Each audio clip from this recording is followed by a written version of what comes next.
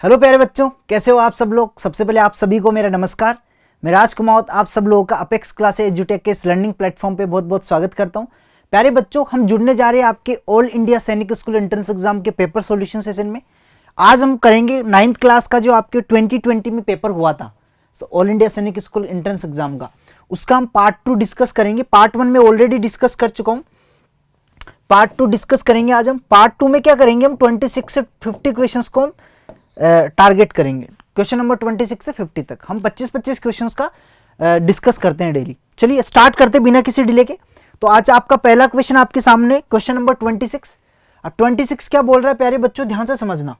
26 ये है कि 3 पे पावर 2x, मैं इसको थोड़ा बड़ा करके लिख देता हूँ। 3 पे power 2x multiply by 3 raise to x plus 3 और मल्टीप्लाई बाई 3 रेज टू आपके पास 4 माइनस एक्स, ठीक है। और इक्वल में आपको दे रखा है अंडर रूट 3 पे पावर 10। इसको आप ऐसे भी लिख सकते हो 3 पे पावर 1/2 और उस पे पावर 10, यानी 3 पे पावर 1/2 को मल्टीप्लाई करो तो 5 टाइम्स कट जाएगा ये, तो 3 पे पावर 5 आ जाएगा, क्योंकि पावर्स क्या हो जाती है, मल्टीप्लाई। अब देखो बेस सेम होने पे पावर क्या हो जाती है, ऐड हो जाएगी। तो 2x प्लस एक्स प्लस 3 और प्लस 4 माइनस एक्स, और इक्वल में क्या आएगा 3 पे पावर 4। अब बेस सेम होने पे पावर इक्वल भी हो जाती है। आप यहां देखोगे x से x कैंसिल हो जाएगा आपके पास, तो 2x प्लस 7, 3 पे पावर 2x प्लस 7 आएगा और इधर 3 पे पावर 5 आएगा, तो ये दोनों क्या हो जाएगी, बराबर। यानी 2x plus 7 is equal to 5, यानी 2x is equal to 5 minus 7 और इक्वल टू कितना आएगा आपके पास, 2x इक्वल माइनस का 2, तो यहां से x की वैल्यू आ जाएगी -1। 2 से कैंसिल हो जाएगा, -1 आपका आंसर। तो -1 इज करेक्ट। आपको फाइंड द x पूछ रहा है। क्या पूछ रहा है, x। यहां तक कोई दिक्कत प्यारे बच्चों कि बेस सेम होने पे पावर ऐड हो जाती है। बेस सेम होने पे पावर क्या हो जाती है, ऐड। यानी आपको ऐसे बोला जाए कि a पे पावर m इंटू a पे पावर n इंटू a पे पावर p, तो आपके पास क्या हो जाएगा, पावर्स ऐड हो जाएगी, प्लस m प्लस p, ठीक है। आगे बढ़े, अगला क्वेश्चन। अगला क्वेश्चन भी आपके एक्सपोनेंट, पावर एंड एक्सपोनेंट पे बेस्ड है। अंडर रूट में आपको रूट क्यूब है, ये क्या है आपके पास, रूट क्यूब है। अब देखो रूट क्यूब का मतलब क्या होता है, पावर 1/3 होती है। क्या होती है, पावर 1/3। तो इस रूट क्यूब का मतलब मैंने पावर 1/3 कर दी, ठीक है। उसके बाद अंदर क्या दे रखा है आपको, a पे पावर 6। पहले तो ये देखो माइनस में है, तो रूट क्यूब निकल के आएगा तो माइनस में निकल के आएगा, तो प्लस वाला तो आंसर हो ही नहीं सकता, प्लस वाला तो आंसर हो ही नहीं सकता। अब इसको देखते हैं, a पे पावर 6 है इंटू बी पे पावर 3 है इंटू सी पे पावर 21 है, और नीचे क्या है आपके पास, c पे पावर 9 इंटू ए पे पावर 12। अब देखो a पे पावर 12 इधर है, a पे पावर 6 है, तो इसको इधर लेके आ जाओ, नीचे बड़ी वाली की तरफ लेके जाते हैं, और यहाँ c पे पावर 9 है, ऊपर जाके माइनस हो जाएगा। तो फाइनली ऊपर क्या बचा आपके पास, माइनस b पे पावर 3 बचा इंटू सी पे पावर 21 माइनस 9 ऊपर आके माइनस हो गया, और नीचे क्या बचा, a पे पावर 12 माइनस 6, और इस पूरे पे पावर कितनी होगी आपके पास, 1/3। अब सिंप्लीफाई कर लो, 1/3 है तो ये हो जाएगा आपके पास b पे पावर 3 इंटू सी पे पावर कितनी हो जाएगी 12, और नीचे क्या आ जाएगी a पे पावर 6 माइनस में, और इस पूरे पे पावर 1/3। 1/3 है तो जब ये पावर सब पे लगेगी तो 3 कट जाएगा सबसे, ठीक है। तो आपके पास फाइनल क्या आएगी, देखो b पे जब पावर लगेगी तो क्या हो जाएगा, b पे पावर 3 और इस होल पावर कितनी हो जाएगी, 1/3। इसको मैं इधर लिख रहा हूँ, ठीक है, इसको मैं इधर लिख देता हूँ। आ जाएगा आपके पास माइनस आ जाएगा, b पे पावर 3 और इस पे पावर क्या हो जाएगी 1/3 इंटू c पे पावर 12 और इस पे पावर हो जाएगी 1/3, और नीचे आ जाएगा आपके पास a पे पावर 6 और इस पे पावर 1/3। आप बताओ क्या क्या बचेगा। आप अगर देखोगे यहां से तो ध्यान से समझना, 3 से 6 2 टाइम्स कटेगा, 3 से ये 12 4 टाइम्स कटेगा, 3 से 3 कैंसिल, तो क्या बचा आपके पास, बताइए आपके पास बचा क्या है, ये देखो ध्यान से समझना। बचा ये है कि b, एक तो माइनस का b बचा, और यहाँ पे c पे पावर 4 बचा, और नीचे आपके पास a स्क्वायर बचा, क्योंकि 2 टाइम्स कटा है, तो b c पे पावर 4 और a स्क्वायर, यानी a आपका, d आपका राइट आंसर।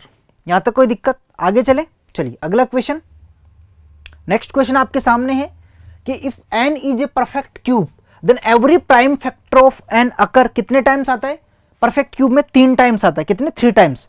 जो आपके पास प्राइम फैक्टर है वो ईच प्राइम जो नंबर है वो 3 बार आएगा आपके पास, और परफेक्ट स्क्वायर में कितनी बार आता है, 2 बार आता है, ठीक है। 3-3 के पेयर बनाते हैं ना हम जब प्राइम फैक्टराइजेशन में परफेक्ट क्यूब निकालते तब 3 आंसर आएगा। अगला question, find the greatest number of 4 digit which is a perfect cube. तो 4 डिजिट का ग्रेटेस्ट नंबर तो 999 होता है, लेकिन ये परफेक्ट क्यूब नहीं है, परफेक्ट स्क्वायर नहीं है। तो परफेक्ट स्क्वायर ग्रेटेस्ट नंबर क्या होता है? देखो अगर हम बात करें 100 का स्क्वायर की बात करें तो 100 का स्क्वायर जो करते हो क्या आता है आपके पास? 5 डिजिट नंबर आ जाता है। अब अगर आप 99 का स्क्वायर करोगे तो क्या आएगा आपके पास? 9801 आएगा। तो सबसे बड़ा नंबर यही होगा आपके पास, परफेक्ट स्क्वायर। सबसे बड़ा नंबर क्या होगा? 9801, क्योंकि 100 पे जाते ही 99 से अगर ऊपर जाएंगे 100 का तो 5 डिजिट का आ जाएगा। ये तो 5 डिजिट है आपके पास, क्या है? 5 डिजिट।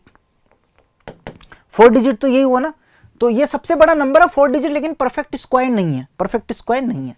तो 9801 आपका राइट आंसर, ठीक है, 99 का होता है। आगे बढ़े, अगला question, question number 30। If the ratio of the ages in year of X and Y 8 years ago, 8 साल पहले,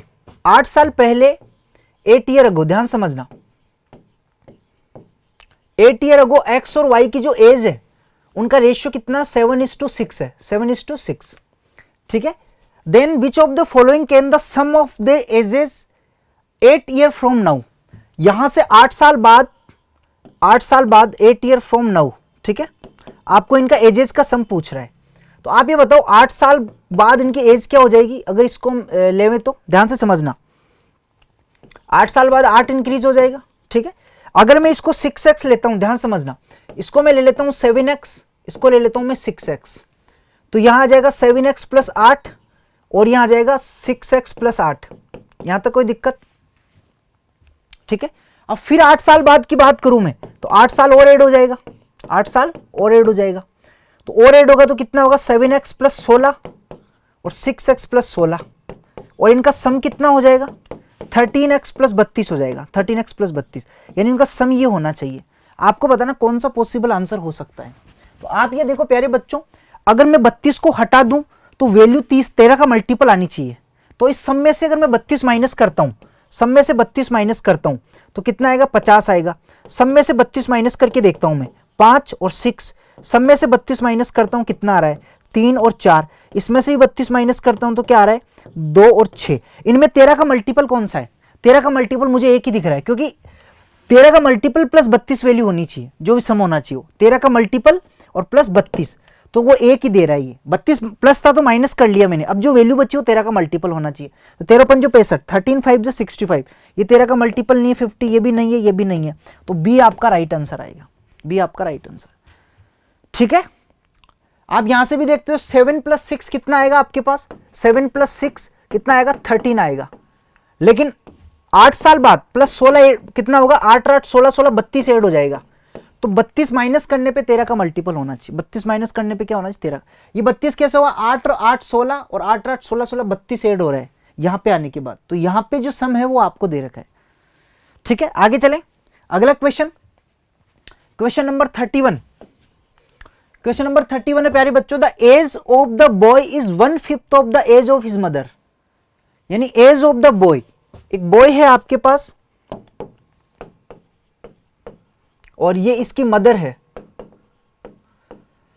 as of the boy is 1/5 of his mother, 1/5 of his mother. 1/5 का मतलब अगर मदर की एज 5 है तो बॉय की as कितनी हो जाएगी? 1 हो जाएगी। मदर की एज 5 है तो बॉय की एज क्या हो जाएगी? 1। ये इसकी मदर की एज है तो ये किसकी हो जाएगी? बॉय की एज हो जाएगी। 1/5 का मतलब 1/5 है, यानी बॉय की जो एज है ना वो क्या है? 1/5 ऑफ मदर। तो अगर 5 मदर की है तो बॉयज की क्या हो जाएगी? 1। 5 का 1/5 1 होता है, ये हमेशा ध्यान रखना है, ठीक है। 5 का 1/5 क्या होता है? मदर, यानी boy upon mother is equal to 1/5, यानी अगर बॉय की 1 है तो मदर की क्या होगी? 5 होगी। मदर की क्या होगी? 5। आगे क्या बोला जा रहा है? Age of his mother and sum of ages of the son and the mother is equal to the father age, यानी इन दोनों का सम जो है, इन दोनों का जो सम है वो किसकी एज आएगी आपके पास? फादर की एज आएगी। फादर की एज क्या होगी? दोनों का सम होगा, ठीक है। दोनों का सम का मतलब 1 + 5 यानी 6, 6:5:1, ये इनके एज का रेशियो हो गया। समझ रहे हो? आपको बोला जा रहा है दोनों की, बॉय यानी सन प्लस मदर 1 + 5 हो गया, age is equal to the father, ये दे रखा आपको, ठीक है। आगे बोल रहा है after 15 years the sum of the age of the son and his mother will be 4/3 of his father, after 15 years, after 15 year क्या होगा, इनका जो सम है आफ्टर 15 ईयर्स, 15 ईयर्स आफ्टर, ध्यान से समझना, 15 ईयर्स आफ्टर जो है इनका जो सम है वो इसका क्या हो जाएगा, 4/3 हो जाएगा। क्या हो जाएगा, 4/3। समझ रहे हो, जैसे इसको मैं अगर 1x लेता हूं, इसको x लेता हूं, तो ये कितनी हो जाएगी मेरे पास 5x हो जाएगी, ये कितनी हो जाएगी मेरे पास 6x हो जाएगी, तो हो जाएगी मेरे पास x + 15, ये हो जाएगी मेरे पास 5x + 15 और ये हो जाएगी मेरे पास 6x + 15। तो आपको बोला जाए इनका जो सम है ना, इनका जो सम है आपके पास वो क्या होगा, इसका 4/3 हो जाएगा, इसका क्या हो जाएगा 4/3, ये आपको बोला जा रहा है। ठीक है, 4/3 ऑफ हिज फादर्स एज, 4/3 का मतलब 4/3। Find the ratio of the present age of son, mother and father. Present में इनका एज का रेशियो क्या आएगा वो आपको पहले ही दे रखा है, इसकी जरूरत ही नहीं है आपको सोल्व करने की। 1:5:6 आपका आंसर आ गया, 1:5:6 इज योर करेक्ट आंसर। भाई प्रेजेंट में तो यही बात कर रहा है, तो 15 साल बाद की बात हो रही, तो इसकी जरूरत ही नहीं है हमको, रेशियो तो हमने पहले ही निकाल लिया था, रेशियो तो हमने पहले ही निकाल लिया था। यहां तक कोई दिक्कत, 1:5:6 आपका राइट आंसर। उम्मीद करता हूं समझ में आया होगा आपको अच्छे से। भाई the age of the boys is 1/5 of his age of his mother, ये प्रेजेंट की बात कर रहे हैं, यहाँ पे कुछ भी डिस्क्राइब नहीं होता तो प्रेजेंट की ही बात करते हैं। तो प्रेजेंट में एज का अनुपात कितना है, 1:5:6, वही आपका आंसर है। आगे चले, अगला question 32। The ratio of the income of P and Q is 5:4। ध्यान से समझना, पी और जो क्यू है इनकी इनकम का जो रेशियो है, ध्यान से समझना इसको अच्छे से, बहुत अच्छा क्वेश्चन है ये। यहां पी है और यहां पे क्यू है,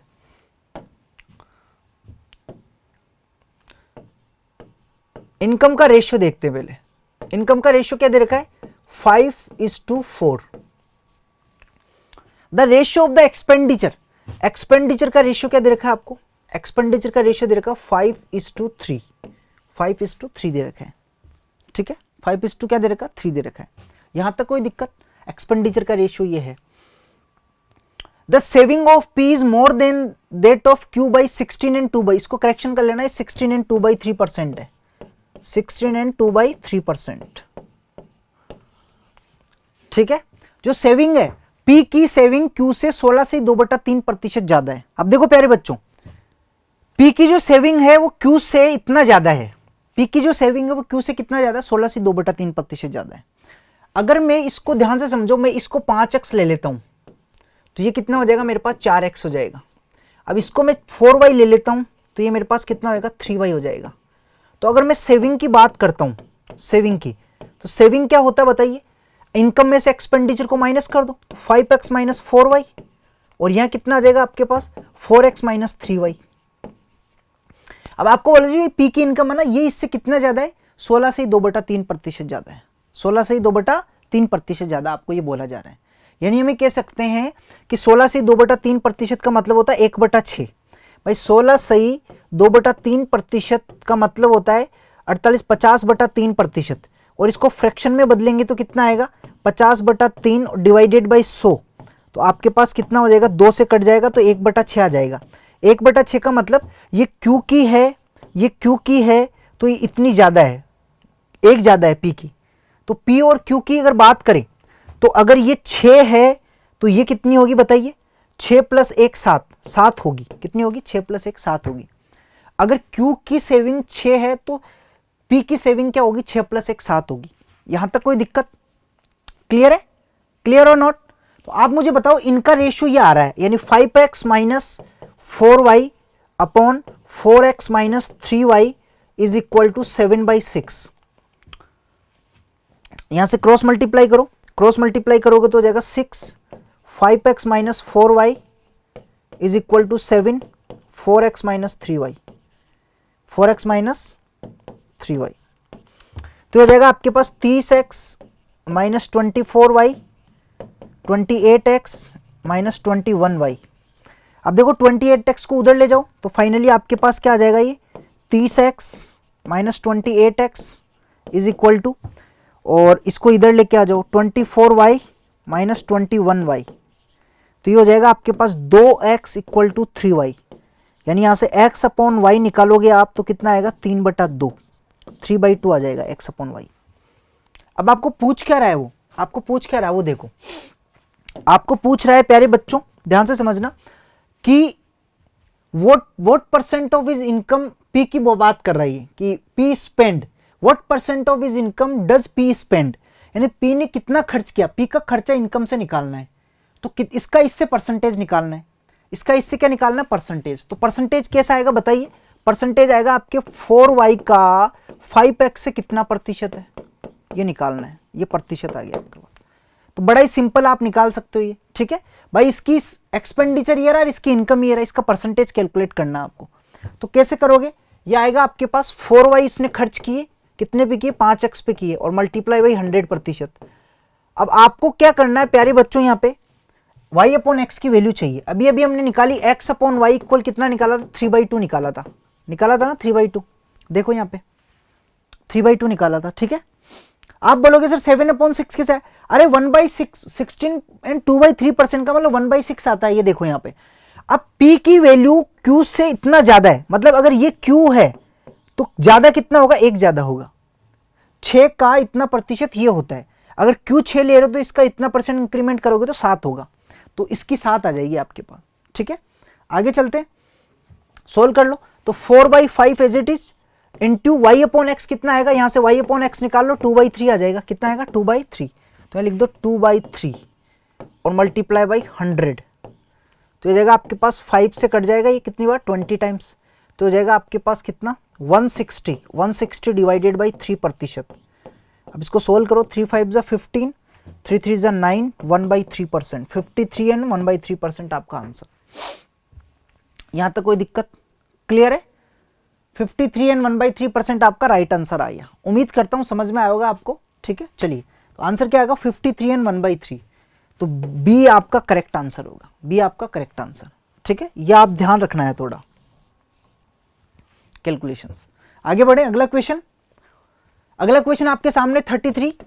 Mohan invested a sum of 12,500 at 12% per annum, 12% per annum compound interest at compound interest. He received an amount of 15,680 after x years. Then the value of x.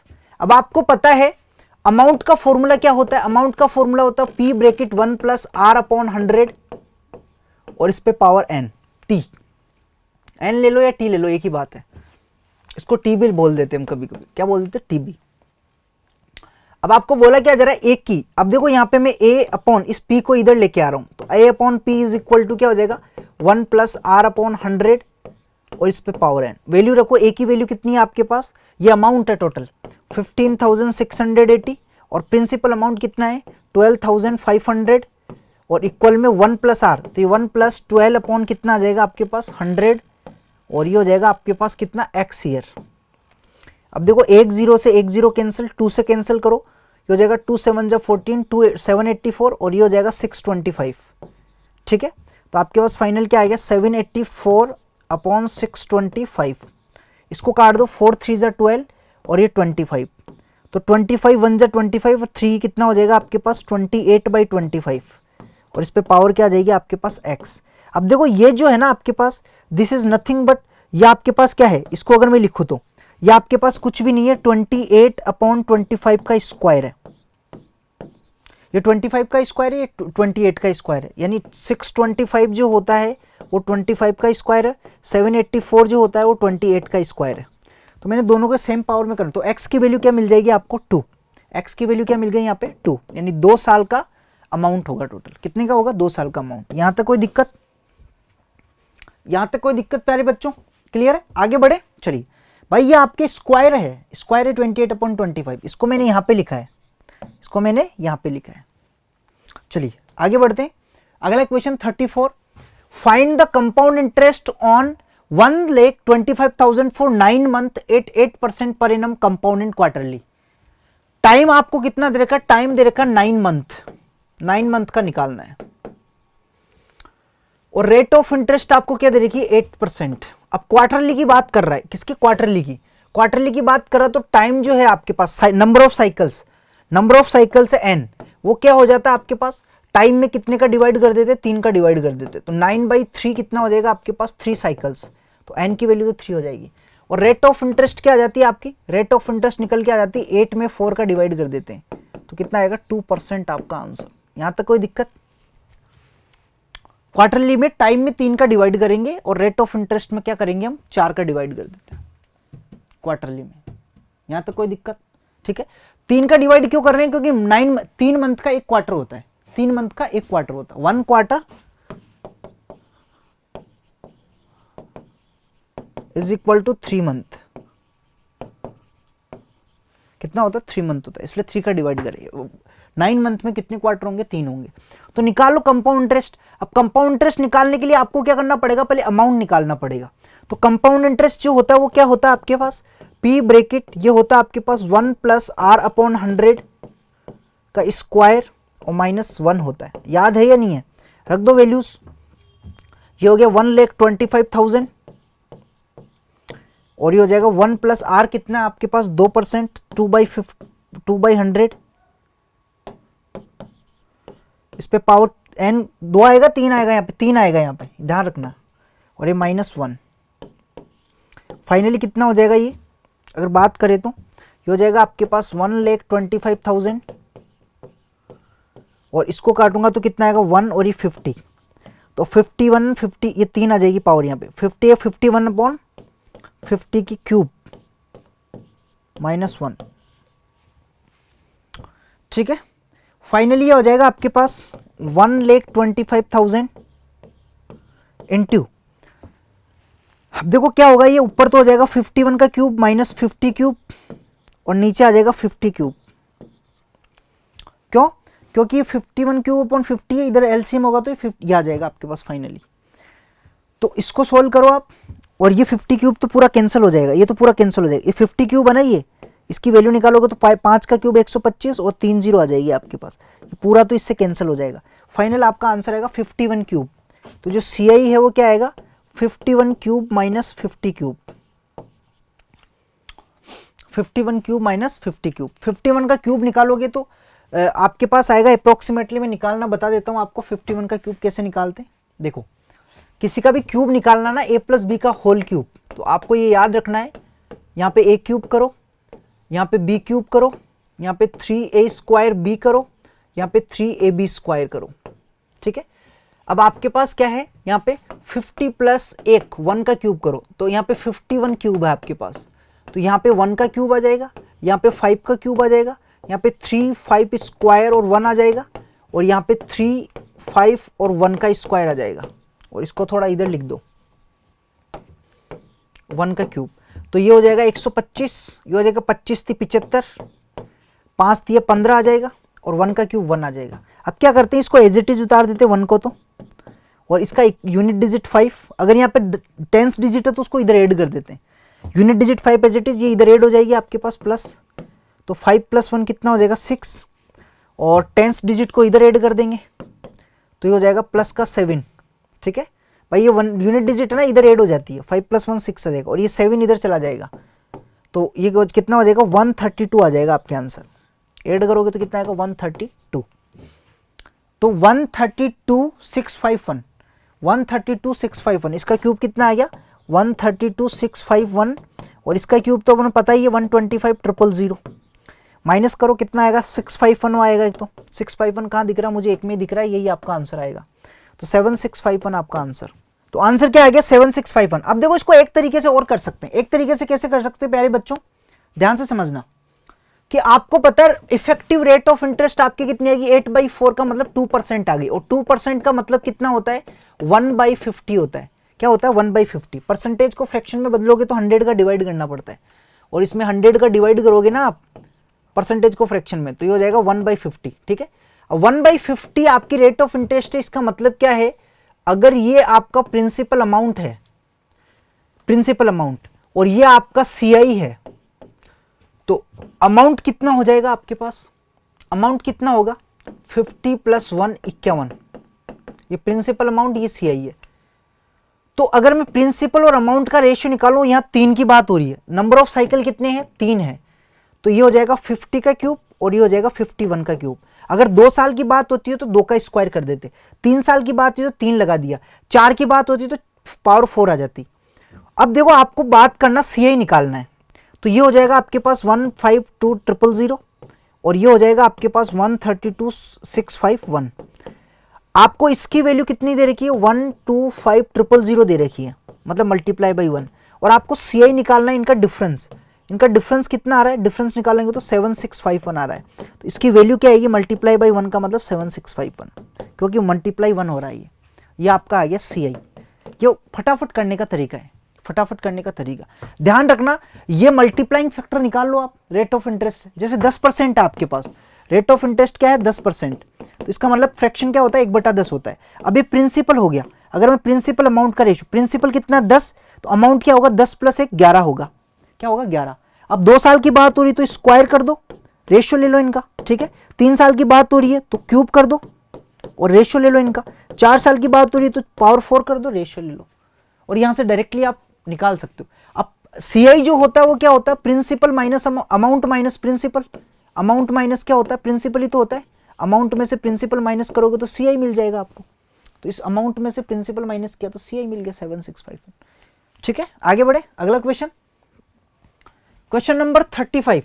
Question क्या बोल रहा है कि pipe A can fill a tank in 12 hours and pipe B can empty the tank in 18 hours. दो pipe आपके पास, एक pipe A है, एक पाइप B है। पाइप A तो क्या कर रहा है, फिल कर रहा है टैंक को, 12 आवर में फिल कर रहा है, और पाइप B क्या कर रहा है, एम्प्टी कर रहा है 18 आवर्स में। एम्प्टी का मतलब ये हो गया कि खाली करने वाला पाइप है, तो ये नेगेटिव वर्क कर रहा है। ये क्या कर रहा है, नेगेटिव वर्क, खाली कर रहा है तो नेगेटिव वर्क। इसके एफिशिएंसी को हम क्या लेते हैं, नेगेटिव लेते हैं। आगे चलते हैं अगले क्वेश्चन पे। क्वेश्चन क्या बोल रहा है कि tank in 18 hours, both pipes are open at 6 AM।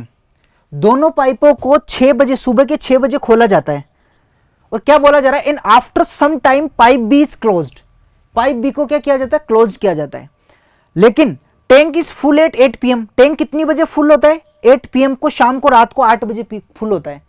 ठीक है, तो टोटल टाइम कितना लगा टैंक को भरने में बताइए। सुबह 6 से शाम को 8 बजे तक टाइम लगा 14 घंटे का, 14 आवर्स का टाइम। क्यों, क्योंकि सुबह 6 से 12 नून तक, 12 नून तक कितने घंटे लगे, 6 आवर्स, और 12 नून से 8 PM तक कितने लगे, 8 आवर्स। तो 8 और 6 कितने हो गए, 14 आवर्स लगे टैंक को भरने में। अब ध्यान से समझना प्यारे बच्चों, सबसे पहले इनकी एफिशिएंसी निकालनी पड़ेगी हमें, और एफिशिएंसी निकालने के लिए टोटल वर्क अज्यूम करते हैं और इनका एलसीएम लेते हैं। 12 और 18 का एलसीएम कितना आएगा, 36, तो 36 यूनिट टोटल वर्क हो गया। ठीक है, एलसीएम ऑफ 12 और 18 कितना आ गया आपके पास, 36 आ गया। ये टोटल वर्क ले लेते हैं, इतना यूनिट टोटल वर्क है। अब एक की एफिशिएंसी निकालेंगे तो हम क्या करेंगे, इस 36 में 12 का भाग देंगे।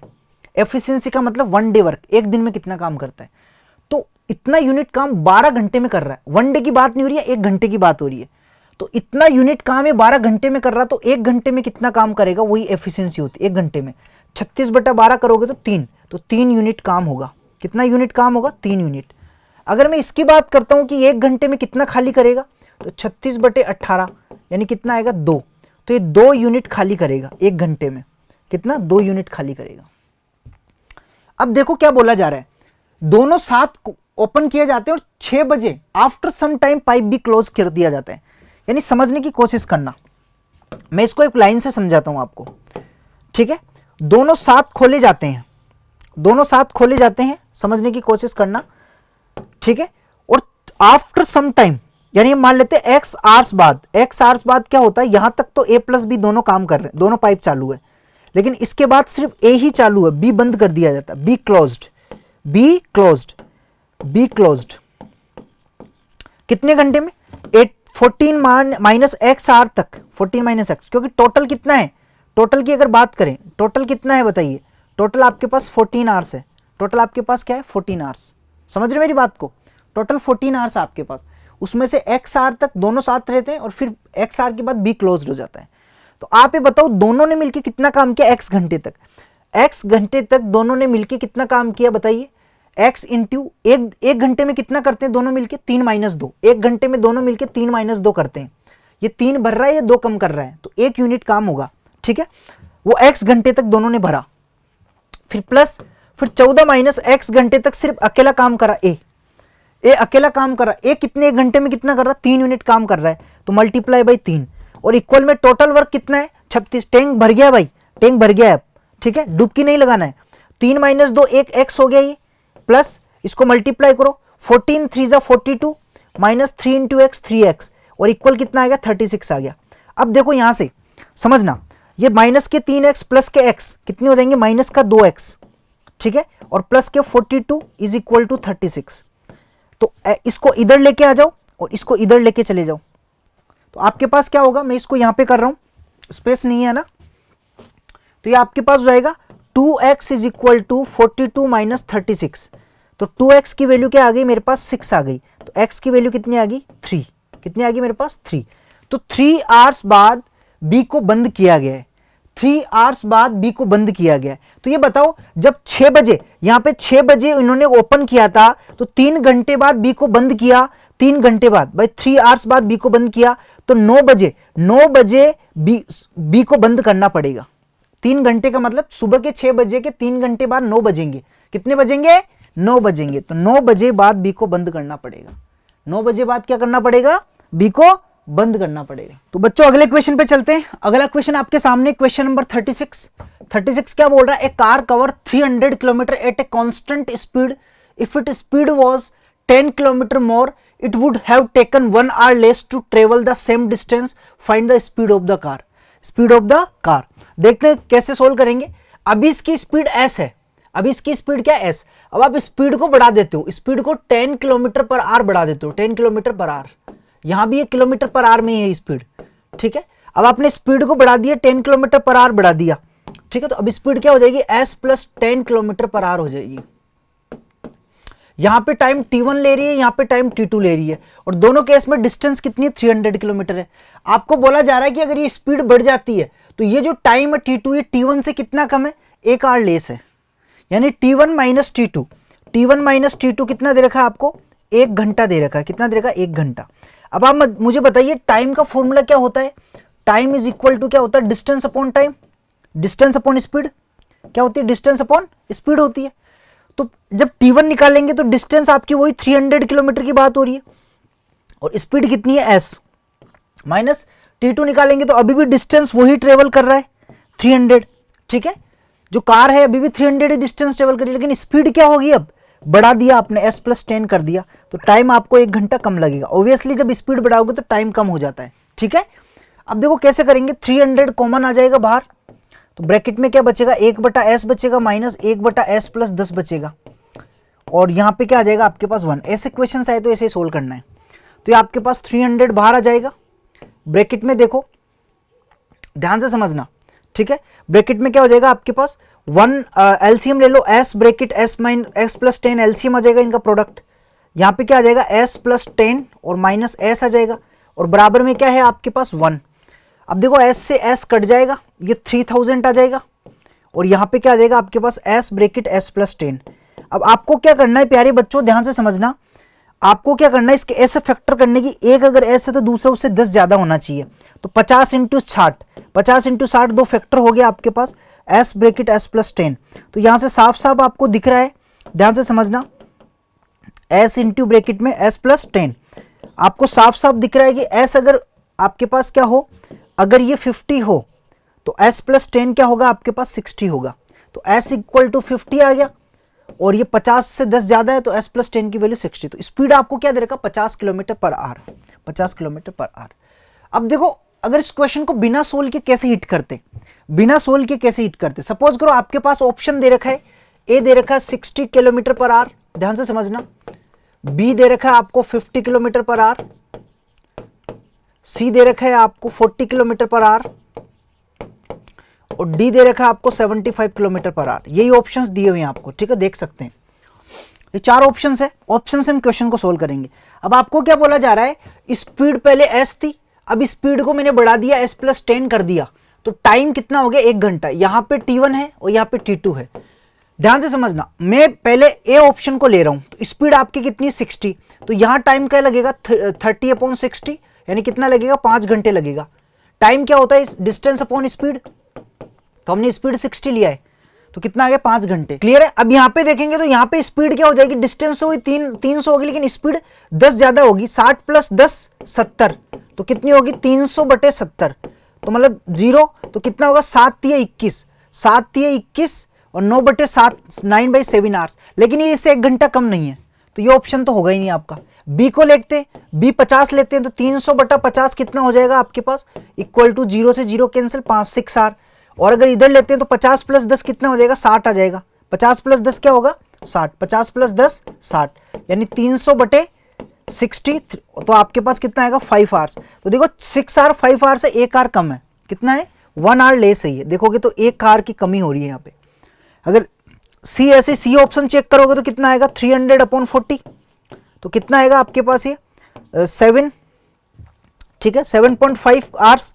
और अगर स्पीड को 10 बढ़ाओगे तो कितना होगा आपके पास, 4 + 50, 50 आ जाएगा यहाँ पे, 4 + 10 तो 6 आवर आ जाएगा। क्या 1 घंटा इससे कम है क्या, नहीं, 1.5 आवर्स कम है। ऐसे डी को चेक कर लो, लेकिन आंसर तो आपका बी आ चुका है, क्योंकि यहाँ पे देखो 1 आवर का कमी हो रही है, तो बी आपका राइट आंसर है। ठीक है, दोनों में टाइम निकाल लो, डिफरेंस देखो कि 1 घंटे का टाइम आ रहा है नहीं आ रहा है। अब आप बोलोगे सर यहाँ स्पीड कैसे निकालेंगे, यहाँ 10 ज्यादा हो रही है ना, अगर यहाँ 50 है तो यहाँ पे 60 होगी, यहाँ पे 40 है तो यहाँ पे 50 होगी, यहाँ पे 60 है तो यहाँ 70, या 75 है तो यहाँ 85, और दोनों में टाइम निकाल के गैप देख लो। ठीक है, तो आंसर आ गया 50 km/h। आगे बढ़े, चलिए अगला क्वेश्चन नेक्स्ट है 37। क्वेश्चन नंबर 37 क्या बोल रहा है प्यारे बच्चों, कि 2 trains are travelling in opposite direction. 2 train opposite direction में ट्रेवल कर रही है। आगे क्या बोला जा रहा है, विद द स्पीड ऑफ 25 मीटर/s एंड 35 मीटर/s respectively. If the length of one train is 300 meter and that of the other train is 250 meter, then find the time taken by the train cross each other। तो इस case में क्या करते हैं, छुक छुक करती हुई ट्रेन जा रही है भाई, छुक छुक करती हुई 2 ट्रेन आ रही है। एक ट्रेन इधर से आ रही है,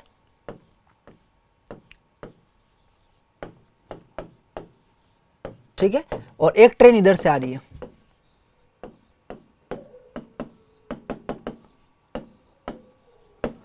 ठीक है, इसकी स्पीड आपको दे रही 25 मीटर/s, इसकी दे रही 30 मीटर/s।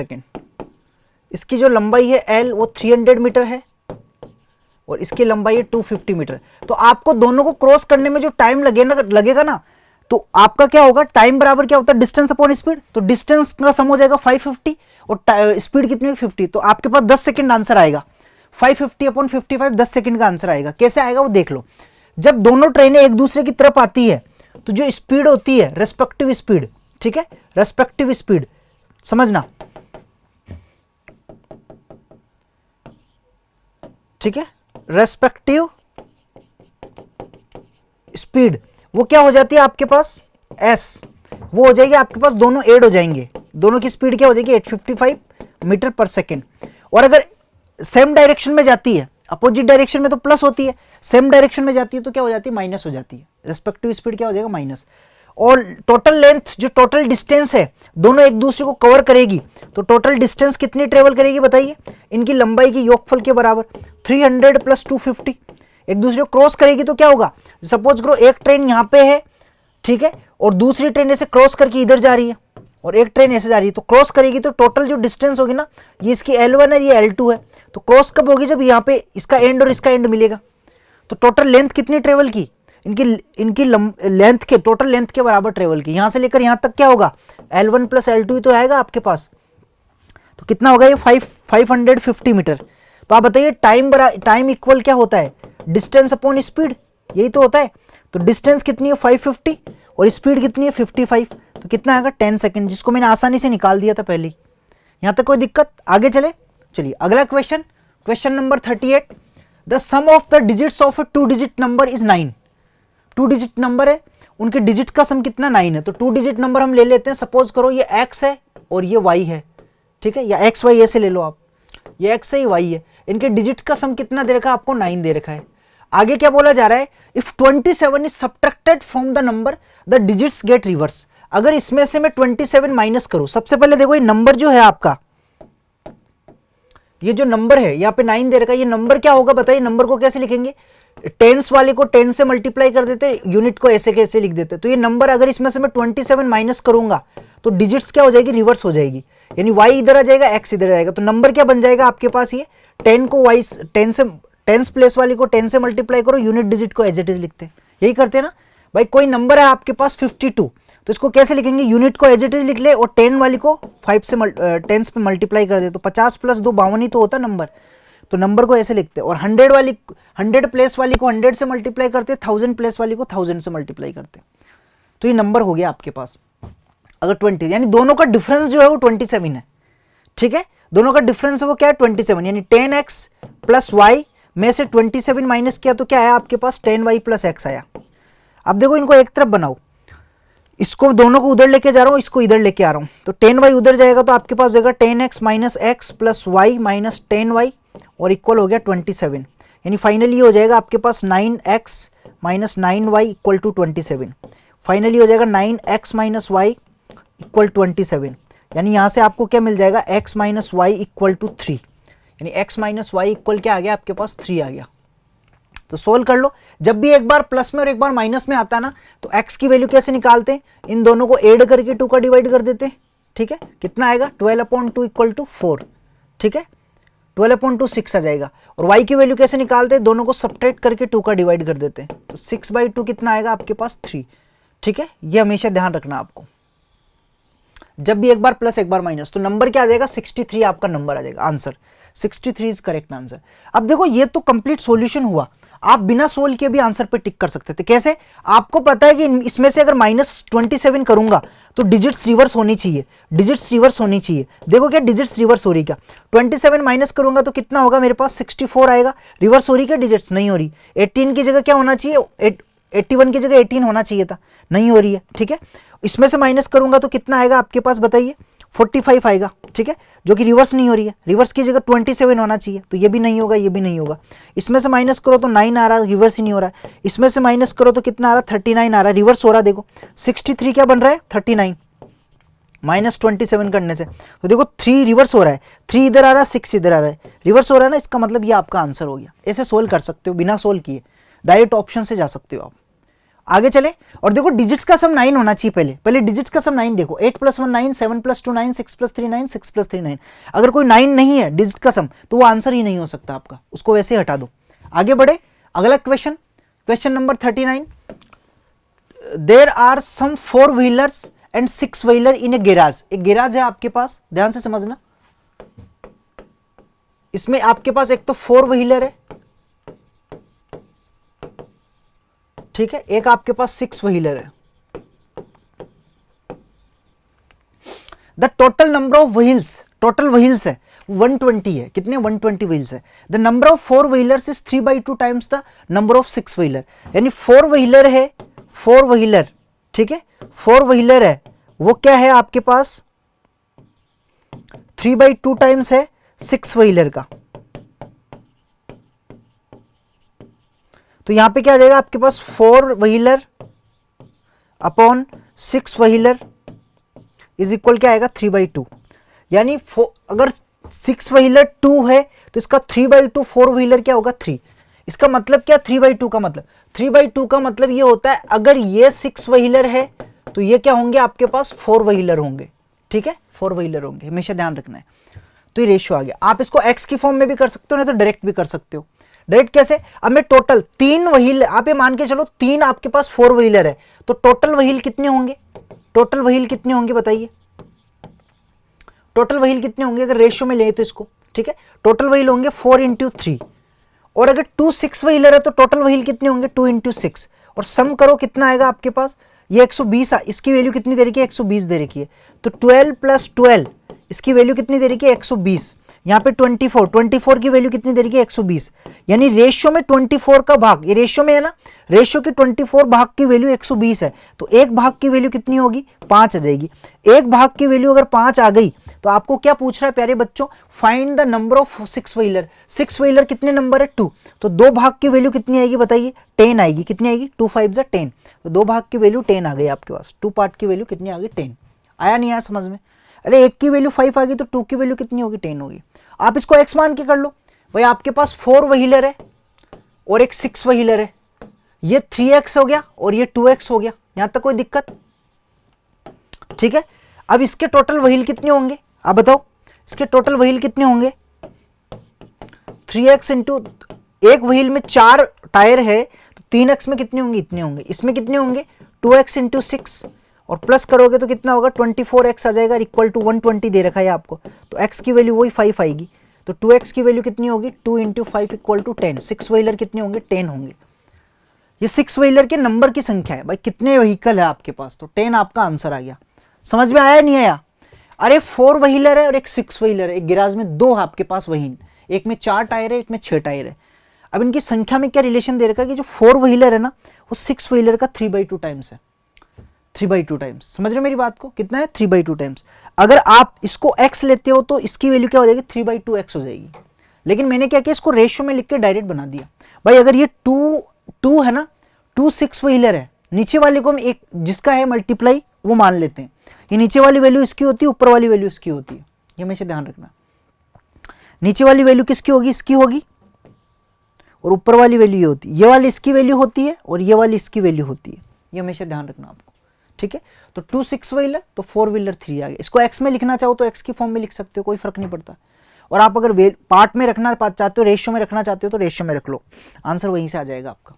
आगे बढ़े, चलिए अगला क्वेश्चन। तो बच्चों नेक्स्ट क्वेश्चन पे चलते हैं। अगला क्वेश्चन क्या है, अगला क्वेश्चन बोल रहा है कि what is the minimum interior angle possible of a regular polygon.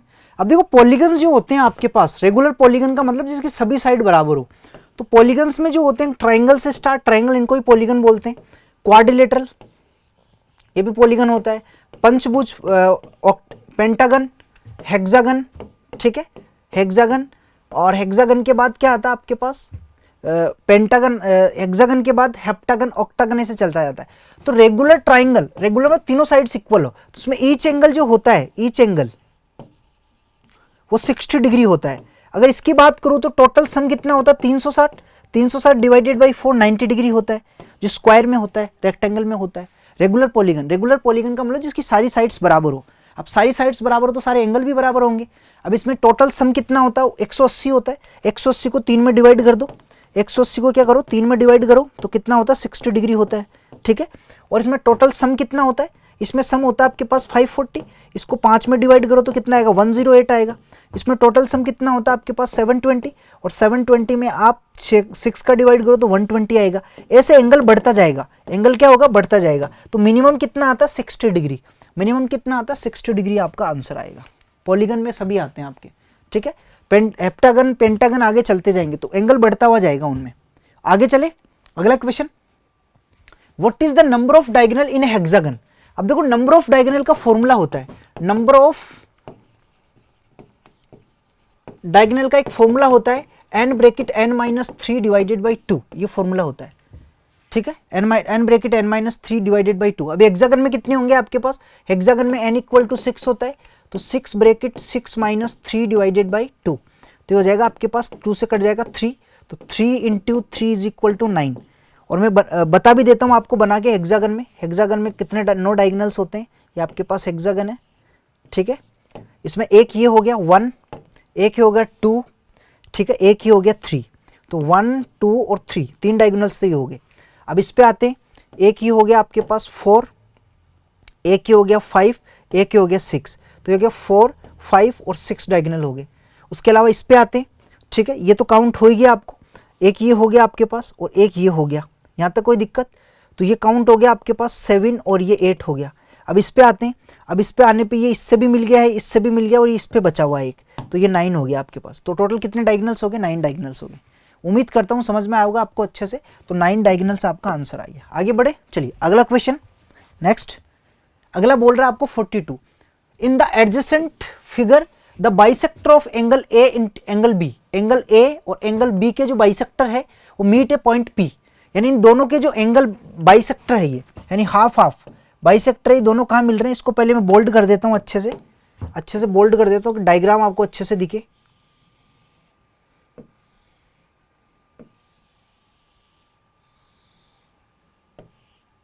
ये 60 डिग्री है और ये 100 डिग्री है, और ये आपके पास P है, ये C है और ये D है, और ये आपके पास A है, ये आपके पास B है, ठीक है। अब देखो ये एंगल बाइसेक्टर है, यानी इसको बराबर 2 पार्ट्स में डिवाइड कर रहा है, इक्वल 2 पार्ट्स में डिवाइड कर रहा है। ये दोनों एंगल्स क्या बराबर, अगर ये x है तो ये भी x होगा, अगर ये y है तो ये भी क्या होगा y होगा। अब आपको क्या बोला जा रहा है कि angle C equal to 100 degree, angle D equal 60 degree, इन दोनों का एंगल ये है, तो find the measure of angle APB। APB ये वाला एंगल आपको निकालना है। अगर ये वाला एंगल निकालना तो एंगल APB जो होगा, एंगल APB वो क्या आएगा बताइए, कैसे निकालेंगे। तीनों एंगल्स का सम कितना होता है 180 डिग्री, ठीक है।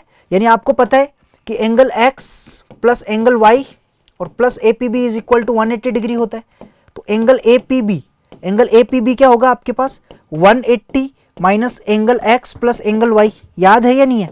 ठीक है, ये होता है, समझ में आया नहीं है? और एंगल एक्स क्या है? Half of angle A. Angle x क्या है? एंगल एक्स जो है वो आपके पास क्या है? हाफ ऑफ एंगल ए, क्योंकि बाइसेक्टर है। और एंगल वाई जो है वो क्या है आपके पास? Half of angle B, half of angle B है। यहां तक कोई दिक्कत? क्लियर है? ठीक है, ये याद रखना आपको।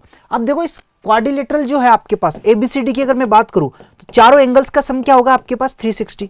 Angle A plus angle B plus angle C plus angle D, चारों एंगल का सम कितना आएगा? 360। अब एंगल ए और बी को छोड़ दो, बाकी की वैल्यू रख दो। ये कितना देगा? सी आपको 100 और प्लस ये 60 इक्वल टू 360। तो angle A plus angle B equal क्या आएगा आपके पास? 360 माइनस 160, तो ये आ जाएगा आपके पास 200 angle A plus angle B. और इनका हाफ करूं मैं, half of angle A plus angle B, वो कितना आएगा आपके पास? 100 आएगा, यानी इन दोनों का सम 100 आ गया। तो ये कितना है आपके पास? हाफ ऑफ एंगल ए और बी तो है आपके पास, angle A plus angle B तो है ये आपके पास, और क्या है? ठीक है, माइनस 180 डिग्री। तो ये आपके पास क्या आ गया? 180 माइनस ये 100 और equal to 80 degree. This is your answer, 80 degree आपका राइट आंसर। लेकिन इतना करने की जरूरत नहीं है, ये फटाफट मेंटली कैलकुलेट करो आप, ठीक है। और यहाँ डायरेक्ट रखो कि हाफ हाफ है। आप इन पूरे का सम कितना आ गया? 100 आ गया, तो इनके हाफ का सम कितना आएगा? 100। इन दोनों का सम कितना आएगा? 100। अगर ये 100 आएगा तो ये एंगल कितना हो जाएगा? 80 डिग्री। ठीक है, आगे बढ़े, चलिए अगला question. Next 43, a square and a rectangle each have a perimeter of 40 metre, 40 metre perimeter है। The difference between areas of the two figure is 9 metre. What are the possible dimension of the rectangle? दोनों के जो area का difference है वो 9 metre square है।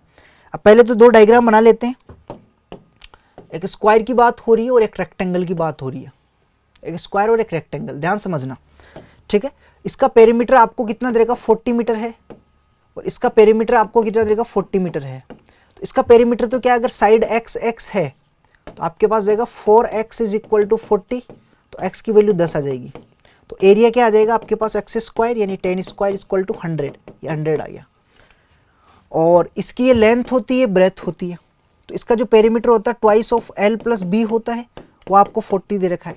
तो l plus B की वैल्यू कितनी आ रही है आपके पास? 20 आ रही है। कितनी आ रही है? 20। तो आपको बोला जा रहा है कि इसकी डायमेंशन क्या होगी, तो देखो सम 20 आना चाहिए। सम 20 आ रहा है क्या? 13 7 20 20 20 20, ये 108 है, ये नहीं हो सकता है ना, ये नहीं हो सकता, क्योंकि सम 20 आना चाहिए। अब कैसे निकालेंगे समझना। अब इसका एरिया ए है, तो इसका एरिया दोनों में अंतर कितना होगा? 9 का अंतर होगा। लेकिन हमेशा ध्यान रखना, पेरीमीटर अगर बराबर है तो इसका एरिया ज्यादा होगा। स्क्वायर का जो एरिया ऑफ स्क्वायर है ना आपके पास, वो हमेशा क्या होगा? ज्यादा होगा एरिया ऑफ रेक्टेंगल से। क्यों होगा? जब पेरीमीटर बराबर हो तो। ये हमेशा ध्यान रखना है, ठीक है। चलिए आगे हम बात करते हैं प्यारे बच्चों, ध्यान समझना। इसका एरिया क्या होगा? बराबर होगा, बड़ा होगा। तो अगर दोनों में डिफरेंस 9 है, तो अगर ये 100, इसका एरिया 100 मीटर स्क्वायर है, तो इसका क्या होगा? 100 माइनस 9 यानी 91 मीटर स्क्वायर आएगा। 91 मीटर, क्योंकि 9 का डिफरेंस है। डिफरेंस कितने का है? 9 का डिफरेंस है, दोनों में 9 का डिफरेंस है। डिफरेंस है तो क्या होगा? कम ही आएगा, ज्यादा तो आएगा नहीं इससे। यहां तक कोई दिक्कत? अब इनका एरिया क्या है? L into b. L into b कितना आएगा आपके पास? 91 मीटर स्क्वायर। कितना आएगा? 91 मीटर स्क्वायर। अब यहाँ पे L और B क्या रखूं कि दोनों का प्रोडक्ट 91 आए, तो प्रोडक्ट करके गुणनफल करके देखो, क्या इनका गुणनफल 91 आ रहा है क्या? बिल्कुल आ रहा है। इनका गुणनफल कितना आ रहा है? 84 आ रहा है। इनका गुणनफल कितना आ रहा है? 75 आ रहा है। तो यह आंसर नहीं होगा, ये नहीं होगा, यह आपका राइट आंसर होगा, ठीक है। L और B की वैल्यू 13 इंटू 7, तो 13 इंटू 7, तो L इक्वल टू 13 और B इक्वल टू 7। यहाँ तक कोई दिक्कत? आगे बढ़े, चलिए अगला question. Next 44, in a parallelogram ABCD, AB equal to 6 centimetre, BC equal 5 centimetre, AC equal 7 centimetre, find the perpendicular distance between AB and CD। Parallel AB and CD। सबसे पहले एक पैरेललोग्राम बना लेते हैं अच्छा सा, समझना पैरेललोग्राम कैसा होता है। ये पैरेललोग्राम है आपको, ठीक है, ये दे रखा है। और इसका डायगोनल भी बना लेते हैं। ये डायगोनल है आपका, ठीक है, डायगोनल आ गया। अब क्या बोल रखा है आपको कि ये ABCD है, A B C और D। आपको बोला गया है कि AB इक्वल टू 6 है, बी सी इक्वल टू 5 है और ए सी इक्वल टू 7, तो ये 6 सेंटीमीटर है, ये 5 सेंटीमीटर है और ये 7 सेंटीमीटर है, ठीक है। और हाइट भी ड्रॉ कर देते हैं, ये लो जी हाइट भी ड्रॉ कर देते हैं इसकी, ठीक है। यहां से हाइट भी ड्रॉ कर देता हूं मैं, ये इसकी हाइट है, ये इसकी क्या है हाइट है, और इसको बढ़ा देता हूं यहां से। अब ध्यान से समझना प्यारे बच्चों, ये इसकी क्या है हाइट है आपके पास h। तो अब हम क्या करेंगे, इस ट्राइंगल का एरिया निकालेंगे। सबसे पहले इस ट्राइंगल का एरिया निकालेंगे। इस ट्राइंगल का एरिया हीरोन्स फॉर्मूले से निकालेंगे। किससे निकालेंगे, हीरोन्स फॉर्मूला से। कैसे, आपको ए बी सी, ए की वैल्यू दे रखी है कितनी 6, बी की वैल्यू कितनी दे रखी है 5, सी की वैल्यू आपको दे रखी है 7। तो एस बराबर इक्वल टू क्या होता है A plus B plus C divided by 2। तो करोगे तो कितना आएगा 6 प्लस 5 प्लस 7 डिवाइडेड बाई 2, मतलब ये हो जाएगा 18/2 इक्वल टू 9। एस की वैल्यू तो 9 आएगी। तो एरिया जो होता है, area of triangle, area of triangle वो क्या होता है एस अंडरवुड में, अंडरवुड में क्या होता है एस ब्रैकेट एस माइनस ए, एस माइनस बी और एस माइनस सी। यहां तक कोई दिक्कत, ठीक है। अब एस की वैल्यू क्या होगी हमारे पास 9 आ गई, तो यहाँ पे हो जाएगा आपके पास ये फाइनल अंडरवुड में ये हो जाएगा 9, 9 माइनस ए कितना आपके पास 6, 9 माइनस कितना होगा 6, 9 माइनस 5 और 9 माइनस 7, तो हो जाएगा आपके पास फाइनल 9 इंटू 3 इंटू 4 इंटू 2। तो देखो 9 तो 3 बन के आ जाएगा बाहर, 4 है वो 2 बन के आ जाएगा बाहर, और अंडरवुड में क्या रहेगा आपके पास 6 रहेगा, 3 और 2 भाई ये 2 तो बाहर आ जाएंगे आपके पास, 9 तो 3 बन के और 4 2 बन के, अंडरवुड में 3 2 जा 6 हो जाएगा, यानी फाइनली 6 अंडरवुड 6 आ गया एरिया। एरिया क्या आ गया 6 अंडरवुड 6। अब आपको पता है कि एरिया जो होता है ट्राइंगल का, एरिया जो होता है वो क्या होता है 1/2 बेस इंटू हाइट भी होता है। क्या होता है 1/2 बेस इंटू हाइट, समझ रहे हो मेरी बात को। एरिया जो होता है ना ट्राइंगल का, वो एरिया क्या होता है आपके पास, एरिया इज इक्वल टू होता है 1/2 इंटू बेस इंटू हाइट। तो ये हो गया आपके पास 1/2 into base into height. Base कितना है, बेस में ले लेता हूं 6 इंटू हाइट आपको निकालनी है, और वो कितना देगा 6 अंडरवुड 6 दे रखा है, तो 6 से 6 कैंसिल, हाइट इक्वल क्या होगा 2 अंडरवुड 6। इसको बराबर कर देंगे, इस ट्राइंगल का एरिया हाइट से भी निकाल लेंगे, तो 2 अंडरवुड 6 सेंटीमीटर आपकी क्या आ जाएगी हाइट आ जाएगी। भाई से एरिया को इसके बराबर भी रख दिया मैंने, और यहां से निकाल के एच की वैल्यू निकाल ली। यहां तक कोई दिक्कत, आगे चले अगला क्वेश्चन, क्वेश्चन नंबर 45 आपको बोल रहा है some cubic metre of a earth is dug out to sink a well in which is 60 metre deep and which has a radius of 3.5 metre. एक आपके पास कुआं है, ठीक है, कुआं है, इसको खोद के निकाला जा रहा है, और एक रेक्टेंगुलर प्लेटफॉर्म बना रहे हैं हम। एक क्या बना रहे हैं रेक्टेंगुलर प्लेटफॉर्म। अब इस रेक्टेंगुलर प्लेटफॉर्म की हाइट हम उनको पता नहीं है, हाइट आपको निकालनी है, ठीक है। और इसकी जो रेडियस है आपके पास वो 3.5 मीटर है, 3.5 का मतलब 7/2 मीटर है, और जो लेंथ हाइट है डीप है वो कितना है आपके पास 16 मीटर है। कितना है 16 मीटर। तो इसका वॉल्यूम क्या होगा बराबर होगा, ठीक है। इसका वॉल्यूम क्या होता है पाई आर स्क्वायर एच, और इसका वॉल्यूम क्या होता है length and breadth and height. तो पाई 22/7 हो जाएगा, आर कितना 7/2 इंटू 7/2, 2 बार आएगा क्योंकि स्क्वायर है। एच आपको 16 दे रखा है, एल बी एच। अब देखो इसकी मेजरमेंट क्या दे रखा है, लेंथ आपको 25 दे रखी है, और ब्रेथ आपको कितनी दे रखी है 16, 25 इंटू 16, 25 इंटू 16 का 25 लंबाई, और जो ब्रेथ है वो 16 है, तो 25 इंटू 16, और हाइट आपको निकालनी है।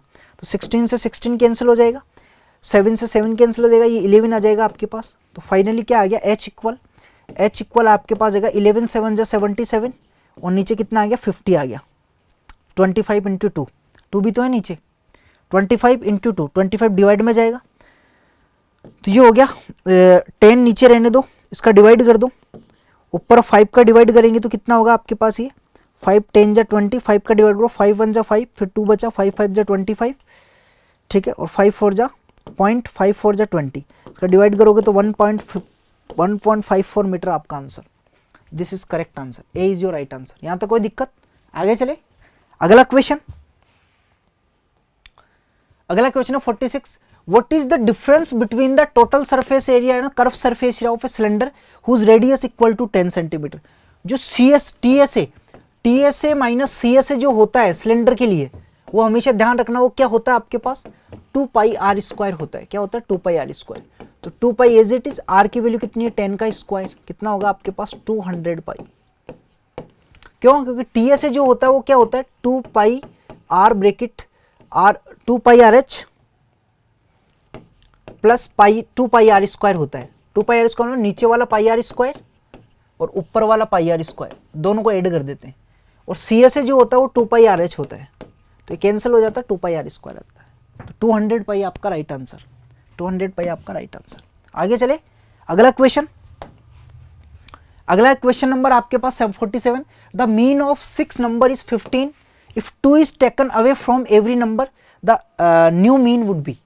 यानी आपके पास 6 नंबर है A1 A2 A3 A4, ठीक है, A5 और A6, इन सबका जो मीन दे रखा है आपको, मीन वो 15 दे रखा है। अगर सब में से मैं कितना कम करूं, 2 कम करूं, सब में से मैं 2 कम करूं, तो आपका जो मीन है ना वो भी 2 कम हो जाएगा। कितना हो जाएगा? 13 हो जाएगा। न्यू मीन, मीन भी क्या हो जाएगा? 13, 2 कम हो जाएगा। ये एवरेज में मैंने आपको बताया था, औसत एवरेज जब पढ़ा था तब मैंने आपको बताया था। आगे बढ़े, चलिए अगला क्वेश्चन क्या है प्यारे बच्चों। क्वेश्चन आपके सामने है, द साइड्स, ध्यान देना, the sides of the triangle are 45 centimetre, 60 centimetre, 75 centimetre. Find the length drawn to the longer side from to opposite side. अब देखो ये जो साइड्स है ना, एक राइट एंगल ट्राइंगल की साइड्स है। क्यों? क्योंकि आपको एक पता है कि राइट एंगल ट्राइंगल होता है, उसमें अगर ये 3 है, ये 4 है, तो ये क्या होता है? 5 होता है। क्यों होता है? क्योंकि 3 square plus 4 square equal to क्या होता है? 5 स्क्वायर। ये ट्रिपलेट्स होती है, पाइथागोरियन ट्रिपलेट्स, पाइथागोरियन ट्रिपलेट्स, पता है ना। और यहां भी आप देखोगे तो देखो, इसको 15 से मल्टीप्लाई करो, 15, 15 और 15, तो ये बन जाएगा 75, ये बन जाएगा 45 और ये बन जाएगा आपके पास 60, और ये तीनों साइड ही दे रखी है आपको। तो आपको बोला क्या जा रहा है? आपको बोला जा रहा है कि यहां से परपेंडिकुलर ड्रॉप कर रहे हैं बड़ी साइड पे जो परपेंडिकुलर ड्रॉप कर रहे हैं, इस परपेंडिकुलर की जो हाइट होती है आपके पास, ये कैसे निकालते हैं? ये जो परपेंडिकुलर की जो हाइट लेंथ है ना आपके पास, इसका निकालने का फॉर्मूला क्या होता है? ध्यान से समझना, मैं यहाँ पे बता रहा हूँ आपको, काम आएगा आपके बहुत ज्यादा, ठीक है। ये राइट एंगल ट्राइंगल है और इसमें मैं क्या कर रहा हूँ? ये परपेंडिकुलर ड्रॉप कर रहा हूँ, यहां से इस पे क्या कर रहा हूँ? परपेंडिकुलर ड्रॉप कर रहा हूँ। ध्यान से समझना, ये जो परपेंडिकुलर है, ठीक है, H, और अगर ये A है, ये B है और ये C है, तो जो H होता है वो आपके पास क्या होता है? A इंटू बी अपॉन सी होता है। ये हमेशा ध्यान रखना है। तो यहाँ पे A इंटू बी कितना है? 45, 45 इंटू 60 अपॉन कितना आएगा? 75। तो कर दो, ये आपके इजीली आ जाएगा। कितना आएगा? 15 5 जा 75, 15 4 जा 60, 5 9 जा 45, तो 9 4 जा 36, 36 आपका आंसर आ जाएगा। कितना आएगा? 36, 36 सेंटीमीटर इज करेक्ट आंसर। यहां तक कोई दिक्कत? आगे चले अगला question. Next, in the following figure find the value of y। y की वैल्यू आपको फाइंड करनी है इसमें। पहले तो इस डायग्राम को अच्छे से बोल्ड कर देता हूं मैं, ताकि आपको अच्छे से विजिबल हो। डायग्राम को बोल्ड कर देते हैं मैं।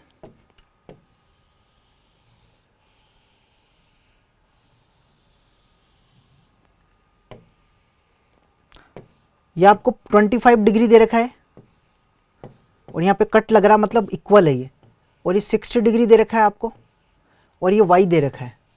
इस y की वैल्यू निकालनी है। अब आप ध्यान देना प्यारे बच्चों, बड़ा इजी है। ये दोनों साइड्स बराबर है, तो ये अगर 25 है तो ये भी क्या होगा? आपके पास 25 डिग्री होगा। क्लियर है? यहाँ तक कोई दिक्कत?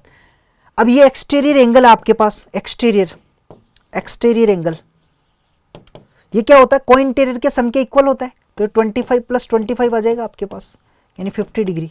और आपको पता है तीनों का सम कितना होता है? 180। तो y की वैल्यू क्या आ जाएगी आपके पास? इन दोनों को ऐड करके 180 में से माइनस कर दो, 60 प्लस 50। किसी ट्राइंगल में तीनों एंगल का सम क्या होता है? इस ट्राइंगल की अगर मैं बात करूं, इस ट्राइंगल की, तो तीनों का सम कितना होगा? 180 होगा। तो तीनों का सम, दोनों को ऐड करके 180 में से माइनस कर दो, तो आपके पास आंसर आ जाएगा कितना? 70 degree. This is the 70 degree, ये आपका आंसर। ठीक है, क्लियर है? आगे बढ़े। क्लियर है प्यारे बच्चों? अब देखो, इसको एक तरीके से और कर सकते हो आप। कैसे? कि ये जो ट्राइंगल आपको बन रहा है ना, ये ट्राइंगल जो आपके पास बन रहा है, तो इसमें ये 25 डिग्री दे रखा है, ये आपके पास y है, और ये पूरा एंगल की मैं बात करूं तो ये हो जाएगा आपके पास 85 डिग्री, 60 प्लस 25।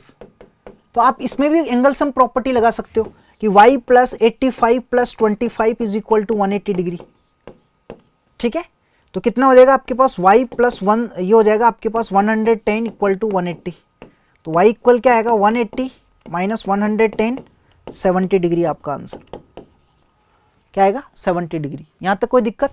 आगे चले, चलिए अगला क्वेश्चन आपके सामने है, क्वेश्चन नंबर 50, लास्ट क्वेश्चन आज का। क्वेश्चन नंबर 50 क्या बोल रहा है, a cylindrical tank has a capacity of 5632 metre cube. Capacity जो वॉल्यूम है वो 5632 मीटर क्यूब दे रखा है। If the diameter of its base is 16 metre, diameter D equal to 16 metre दे रखा है, तो रेडियस क्या हो जाएगी आपके पास, 8 मीटर हो जाएगी। आपको बोला है कि डेप्थ बताओ, डेप्थ मतलब हाइट। सिलेंड्रिकल टैंक है, इसकी डेप्थ, डेप्थ यानी हाइट, डेप्थ मतलब हाइट बतानी है। तो वॉल्यूम क्या होता है, पाई आर स्क्वायर एच होता है, और वो कितना देगा 5632। तो 22/7 इंटू आर कितनी है, 8 है, 8 इंटू 8 इंटू एच निकालना है, इक्वल टू 5632। यहां तक कोई दिक्कत? अब देखना कैसे करेंगे इसको। ये देखो 8 से कट जाएगा, 8 7 जा 56, 0 8 4 जा 32, फिर 8 से कट जाएगा, 8 8 जा 64, 8 8 जा 64, फिर 22 से कट जाएगा, 24 4 जा 88। अब आपके पास क्या बचा, h by 7 is equal to 4, तो h इक्वल क्या आएगा, 7 इंटू 4 इक्वल टू 28। 28 आपके पास क्या आएगा, metre. This is your answer, A आपका करेक्ट आंसर होगा। यहां तक कोई दिक्कत प्यारे बच्चों, क्लियर है? तो आज के 50 क्वेश्चंस कंप्लीट हुए। मैं उम्मीद करता हूं आपने बहुत बेहतरीन तरीके से सीखे होंगे 50 क्वेश्चन को कैसे सोल्व किया जाता है एग्जाम में। मिलते हैं अगले पेपर में, तब तक के लिए thank you, have a good day.